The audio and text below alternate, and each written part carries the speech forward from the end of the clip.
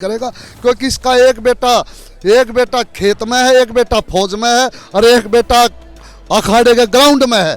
क्योंकि पटकनी देना किसान जानता है। चेताना चाहूंगा या तो संभल जाओ, नहीं तो आज किसान का लठ उठ गया और तो इसको ओटने वाला ही धरती पर कोई है नहीं। कि जत्थेबंदियां भी हैं और अब तो तमिलनाडु से भी किसान आने शुरू हो गए हैं, वहाँ भी रेल में बैठने शुरू हो गए। जंतर मंतर पर इस वक्त हम मौजूद हैं और पहलवानों के समर्थन में खापे आगे आ रही हैं, किसान संगठन आगे आ रहे हैं। सतीश नंबरदार इस वक्त मेरे साथ हैं और एक और किसान नेता जो हैं वो भी इस वक्त मेरे साथ हैं। कुलबीर दहिया जो है वो इनका नाम है। आप जैसे यहाँ पर आए, जब पहली दफ़ा आपने खबर सुनी तो किस तरह का रिएक्शन था आपका? एक जो मेरे प्रधानमंत्री बात के साथ बोलते हैं, बेटी पढ़ाओ बेटी बचाओ का नारा देते हैं, और आज मेरे देश की बेटियां किस तरह सड़कों पर बैठने का काम हो रहा है, और एक सांसद जिस पर यौन शोषण के आरोप लग रहे हैं, और आज माननीय प्रधानमंत्री जरा सा भी एक्शन लेने का काम नहीं कर रहे उसके ऊपर, तो ये हमारे देश का दुर्भाग्य है। और मैं तो कहना चाहूँगा कि खुद माननीय प्रधानमंत्री अपने उस पर तो हमेशा आगे बढ़ कर, जैसे पूर्णिया ने जिस दिन मेडल लिया था तो अपने भाषण में पहला नाम पूर्णिया का लेने का काम किया था, और आज इन जो मेरी बेटियां हैं उनके साथ कितना अनर्थ होने का काम करा, जिन्होंने देश का एक मान बढ़ाने का काम किया, हमेशा सम्मान का काम किया। क्योंकि ये एक देश की किसान की बेटी हैं और किसान के साथ ये सरकार हमेशा अत्याचार करने का काम कर रही है।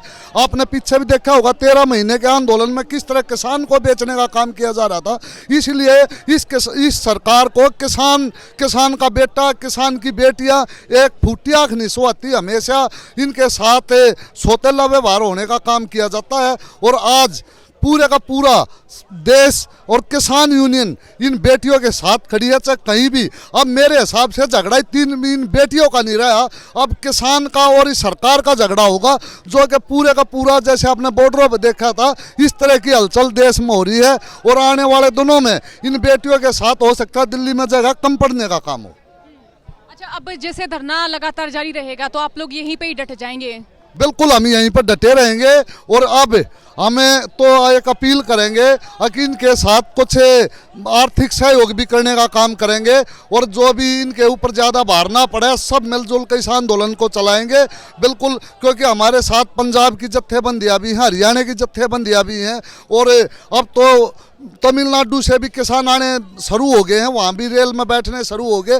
अब बेटियों के साथ ही अत्याचार हो रहा है, क्योंकि एक तरफ तो ये हमेशा जातिवादी का काम करते हैं, क्योंकि इन बेटियों ने मेडल ले आए थे, ना कि किसी जात की, कास्ट की, धर्म का। इन्होंने एक देश के लिए मेडल ले आए थे। उस दिन तो माननीय प्रधानमंत्री इनका चाय पर बुलाने का काम कर रहे थे, और आज इनको धक्के देकर एक मारने का काम, हत्या करने पर मजबूर करने का काम किया जा रहा है। तो मेरे हिसाब में ये समाज बर्दाश्त नहीं करेगा, खासकर किसान समाज बर्दाश्त नहीं करेगा। क्योंकि इसका एक बेटा खेत में है, एक बेटा फौज में है और एक बेटा अखाड़े के ग्राउंड में है। क्योंकि पटकनी देना किसान जानता है। और केंद्र में बैठी भाजपा की सरकार को मैं चेताना चाहूँगा, या तो संभल जाओ, नहीं तो आज किसान का लठ उठ गया और तो इसको ओटने वाला ही धरती पर कोई है नहीं। जी, अब ब्रजभूषण को क्यों बचाया जा रहा है? बीजेपी से जुड़े हुए हैं इसलिए?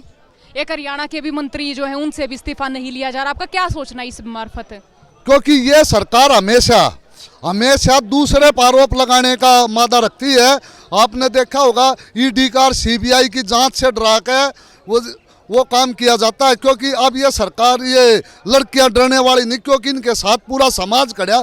आपने देखा होगा बीजेपी में कोई भी एक रैली में 10 करोड़ का खर्चा आता है, कहाँ से आता है? वो जो 3 लाख किलोमीटर माननीय मोदी 2014 में हेलीकॉप्टर उड़ने का काम किया था, कहाँ से आया था? वो उद्योगपति अडानी अंबानी की सरकार, उनके इशारे पे काम होता। उन्हीं के बच्चे आगे फील्ड में नहीं जा पाते, क्योंकि मेरे किसान के बेटी आज फील्ड में आगे जाके देश का नाम रोशन कर रहे हैं। लेकिन वे उद्योगपति जो हैं वे नहीं चाहते कि देश का कोई भी आदमी आगे बढ़े, हमेशा मजदूर बनकर है। क्योंकि कोई आगे बढ़ जाए और तो इस सरकार को दिखाई नहीं देता, और यह सरकार आज पूरी तरह विफल सरकार है। क्योंकि आज एक किसान की, खिलाड़ी की नहीं तो किसकी होगी? जी, अच्छा, आपका क्या सोचना है इस मामले में कि क्यों बचाया जा रहा है ब्रजभूषण को? सरकार क्यों नहीं कुछ भी कर रही है? FIR भी दर्ज नहीं हुई? ये ब्रजभूषण जो है शुरू से ही गलत बयानबाजी और यौनाचार में है, जबकि एक नाबालिग लड़की सिर्फ थाने में पहुंच जाए और रिपोर्ट लिखवा दे उसी टाइम एफआईआर दर्ज होती है। लेकिन ये प्रधानमंत्री जो है इसको बचा रहे हैं और बार बार ये जो है इसको बचाने का काम कर रहे हैं। और जो है जितने हमारे देश के खिलाड़ी बाहर जो तिरंगा ऑल ओवर वर्ल्ड में तिरंगा फहरा के आते हैं और उनका जो है आज 3 दिन हो गए रोड पे सोने को मजबूर है, तो ये शर्म आनी चाहिए मोदी सरकार को। अब इनका जो है न्याय दिलाया जाए।